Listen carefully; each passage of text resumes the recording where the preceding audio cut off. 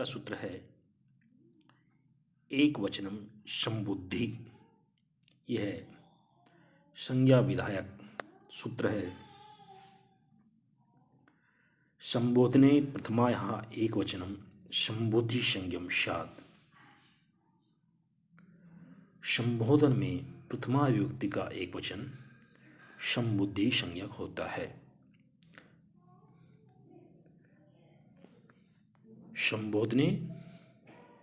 संबोधने च सूत्र से प्रथमायाः प्रातिपदिकार्थ लिंग परिमाण वचन मात्र प्रथमा से प्रथमा विभक्ति का विपरिणाम द्वारा प्रथमाया एक वचनम संबुद्धि अर्थ। संबोधने संबोधन में प्रथमाया प्रथमा का एक वचनम संबुद्धि संबंधी संज्ञक होता है। इस सूत्र में संबोधन की सु की विभक्ति संज्ञा हो जाती है। असु के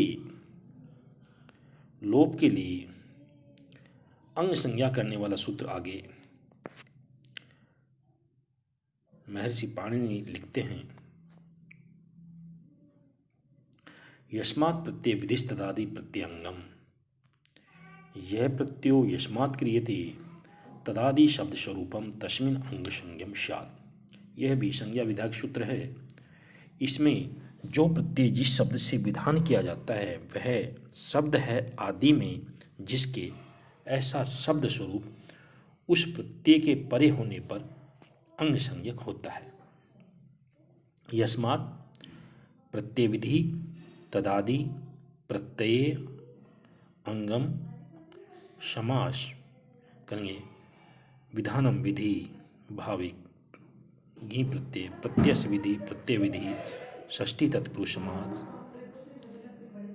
तत् प्रकृति रूपम आदि यश शब्द स्वरूपस्य तत् तदादि तद्गुद गुण संज्ञा विधान बहुरी समास करने से भू धातु से लट लकार के स्थान पर मिप प्रत्यय किया जाता है तो भू मिप पुनः भू धातु से सब प्रकरण विकर्ण किया जाता है। भू शप मिप हुआ। इस प्रकार सकार तथा दो पकारों का लोप करने पर भू ए मी। अब यहाँ पर अंग संज्ञा करते हैं। यहाँ भू इस प्रकृति से मिप प्रत्यय का विधान किया गया।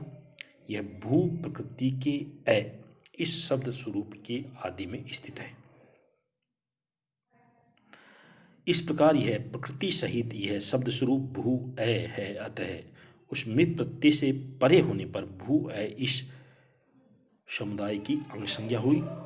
गुण और अवादेश होकर के अंग भव बन जाता है। अब मिप प्रत्यय से परे रहते भव से इस अदंत से अंग को अतो दीर्घो यहीं इससे दीर्घ होकर के भवामी सिद्ध प्रयोग हो जाता है। इस प्रकार भविष्यामि आदि में भविष्य की अंग संज्ञा समझनी चाहिए। इस सूत्र में तदादि यहाँ आदि ग्रहण न करने से तो केवल उस प्रकृति की ही अंग संज्ञा होती। प्रकृति से आगे तथा प्रत्यय से पूर्व स्थित शब्द स्वरूप की न होती। तब उपर्युक्त उदाहरण से केवल भू की ही अंग संज्ञा होती, ए के साथ में न होती। इससे अंग के अदंत न होने से उस दीर्घ न होकर के अनिष्ट हो जाता। अतः पुनः आदि ग्रहण करने से तद्गुण संज्ञा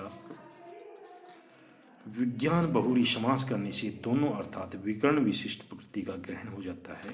यह दोष नहीं होता। अतः राम शु यहाँ पर राम शब्द से सु प्रत्यय का विधान है। उस सु प्रत्यय के होने पर तदादि राम शब्द की अंग संज्ञा हो जाती है। एंग ह्रस्वात् संबुद्धे एंगंतात् ह्रस्वन्तात् च अंगात् हल लुप्यते संबुद्धिश्चेत्। एंगंत अंग तथा ह्रस्वांत अंग से परे हल का लोप हो जाता है, वह यदि संबुद्धि का हो तो। एंगंतात्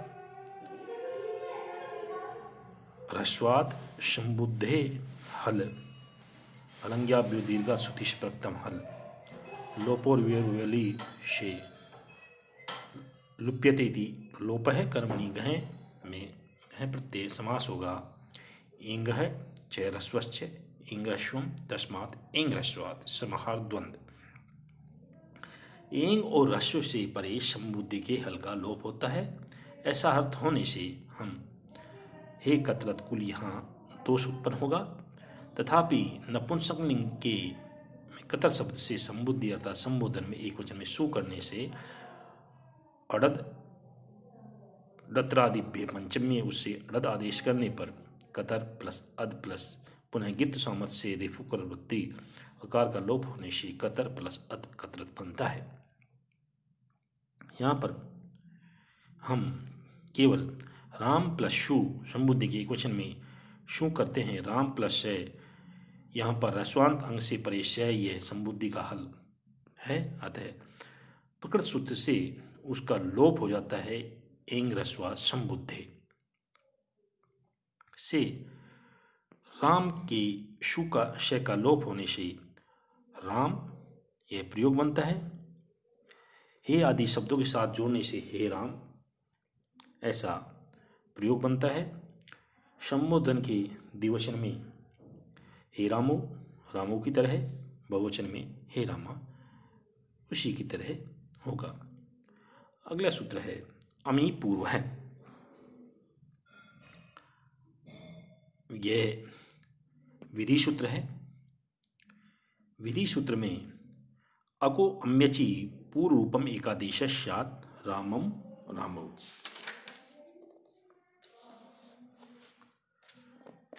ये सूत्र कहता है अक से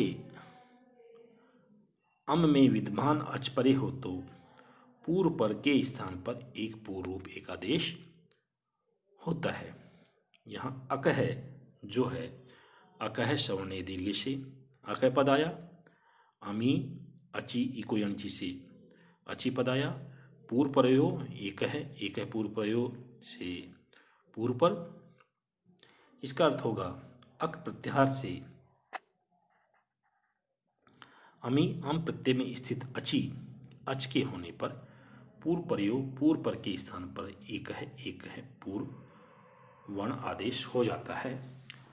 राम प्लस अम। यहाँ राम शब्द के द्वितीया के एक वचन में हम सुऔजस अमोर षष्टाभ्यम भीष्मेभ्यम भ्यस गसिभ्यम भ्यस गसो साम गी और शुभ से हम एक वचन की विवक्षा में हम प्रत्यय लेकर आएंगे। अम यहाँ मकार उत्तरवर्ती आकार अक से परे अम का अच आकार विद्यमान है। अतः पूर्व पर अमी पूर्व है से पूर्व रूप होकर के रामम यह प्रयोग सिद्ध होगा। अब राम शब्द की द्वितीय विभूति का द्विवचन में रामहु ऐसा बनाएंगे। राम शब्द की द्वितीय विभूति द्विवचन में आउट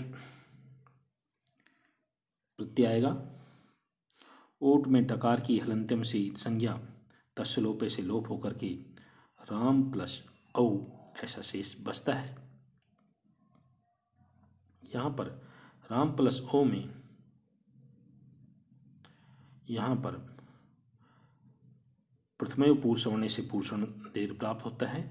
उसको नादीची इस सूत्र से निषेध हो जाने के कारण से वृद्धि रेची से यहाँ पर वृद्धि हो जाती है तो बनता है रामौ। अगला सूत्र है लसक को तद्दिते। लसक को तद्दिते यह संज्ञा विधायक सूत्र है। संज्ञा विधायक सूत्र में यह पाणिनि अष्टाध्यायी के पहले अध्याय के तीसरे पाद का 8वां सूत्र है। सूत्र की अनुवृत्ति है तद्दित वर्ज प्रत्यादः लस कैवर्गः इतः स्यु। तद्धित भिन्न प्रत्यय के आदि में लय, शय और कै वर्ग इत संज्ञक हो। तद्धित प्रत्यय भिन्न से प्रत्यय के आदि में, तद्धित प्रत्यय से भिन्न प्रत्यय होने चाहिए, उसमें लय की, शय की और कै वर्ग की इत संज्ञा होती है।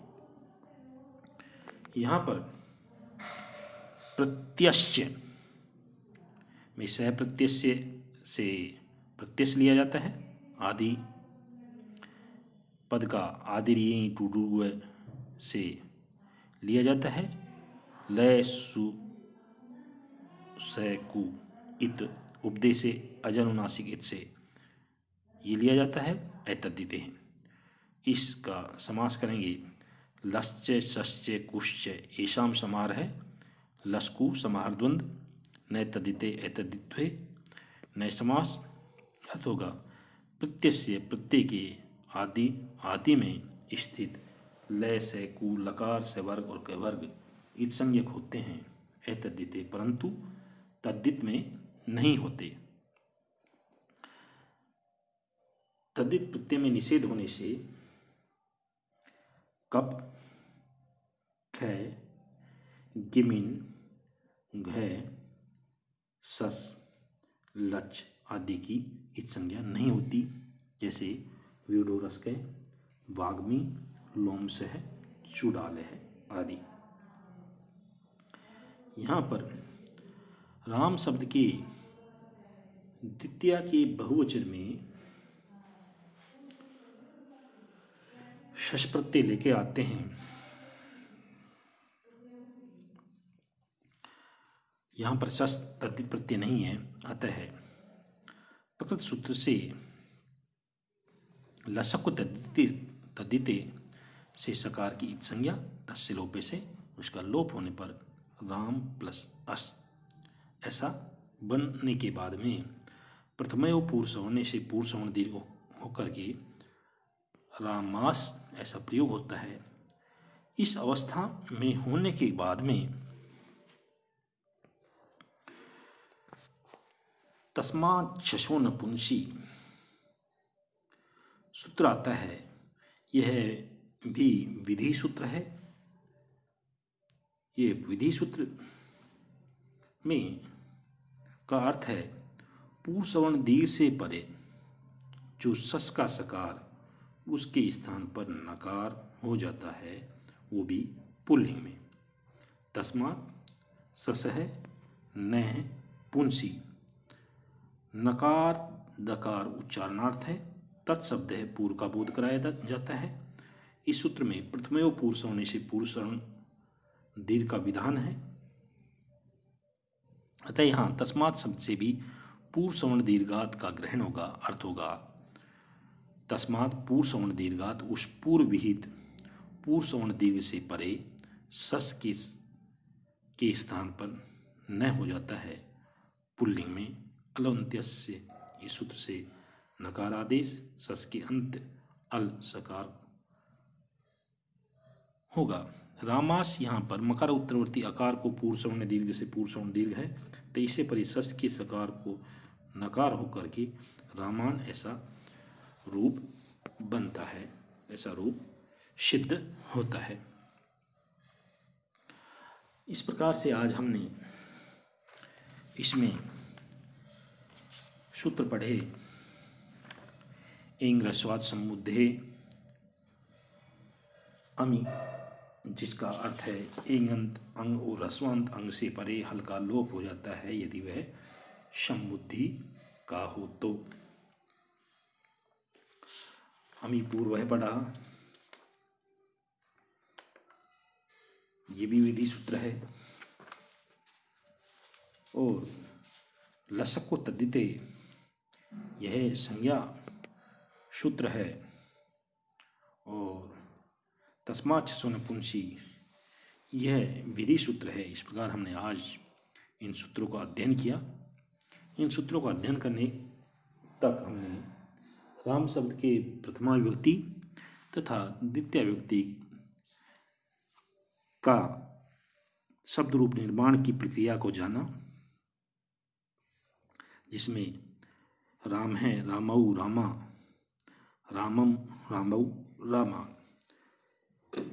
इन शब्दों की शब्द प्रक्रिया को हमने सूत्रों के माध्यम से, सूत्रों की सहायता से किस प्रकार इनका शब्द निर्माण होता है उसके बारे में हमने शब्द रूप की सिद्धि की।